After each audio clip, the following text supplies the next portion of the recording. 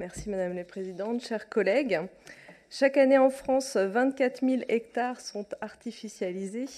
C'est 4 terrains de football par heure, avec les conséquences que l'on sait: étalement urbain, perte de biodiversité, dégradation de la qualité des sols, recul des pratiques agricoles, imperméabilisation, perturbation du cycle de l'eau, etc.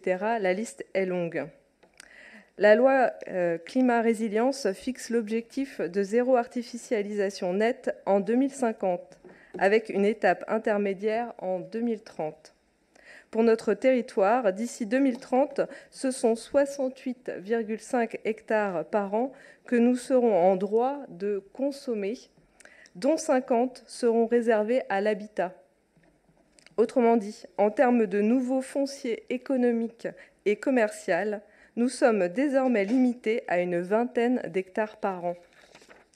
Dans ce contexte urgent de sobriété foncière sur la métropole, avant toute nouvelle création de zones d'activité, nous devons donc nous poser cette question: est-elle vraiment nécessaire? Et si oui, ne peut-on pas densifier une zone déjà artificialisée avant de consommer de nouvelles terres? Le dossier de création qui nous est proposé au vote ce soir a le mérite de poser ces questions.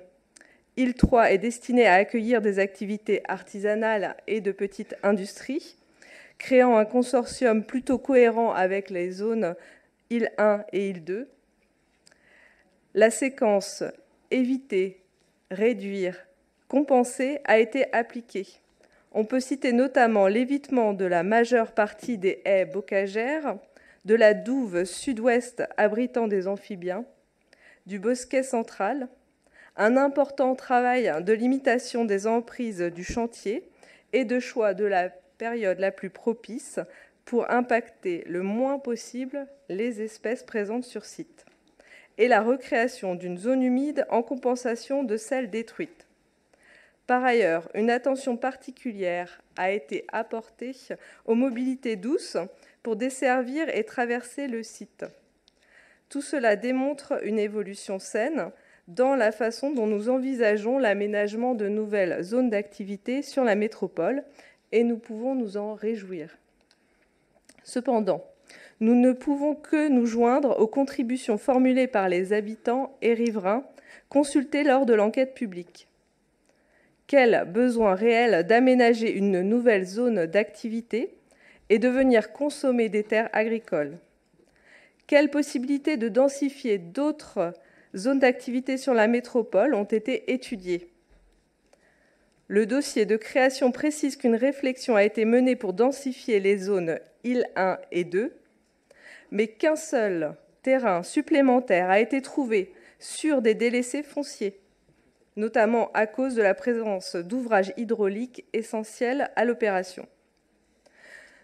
Nous saluons cette démarche, mais estimons qu'elle aurait pu être poussée encore plus loin.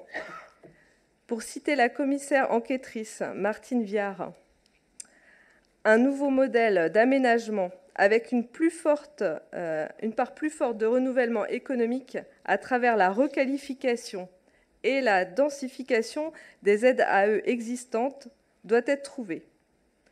On aurait pu envisager, par exemple, une ZAC multisite au périmètre plus large qui aurait permis d'aborder la densification à l'échelle des 3 zones. Maximisation des places de parking par mètre carré, rehaussement des locaux sur 1 ou 2 étages supplémentaires, mise en place de coefficients de biotope. De nombreuses solutions existent et doivent être mises en place dans toutes les ZAE déjà aménagées de la métropole avant d'en aménager de nouvelles. Sans cela, jamais nous ne pourrons tenir nos objectifs de réduction de consommation foncière à l'horizon 2030.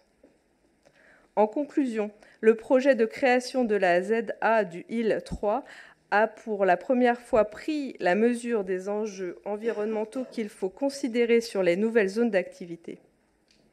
Nous voulons encourager cette démarche, mais comme nous l'avons dit, il manque de notre point de vue des engagements plus concrets sur la densification des ZA Île 1 et Île 2. Nous sommes disponibles pour y travailler En attendant des engagements concrets sur ce point, les élus écologistes s'abstiendront de cette délibération. Je vous remercie.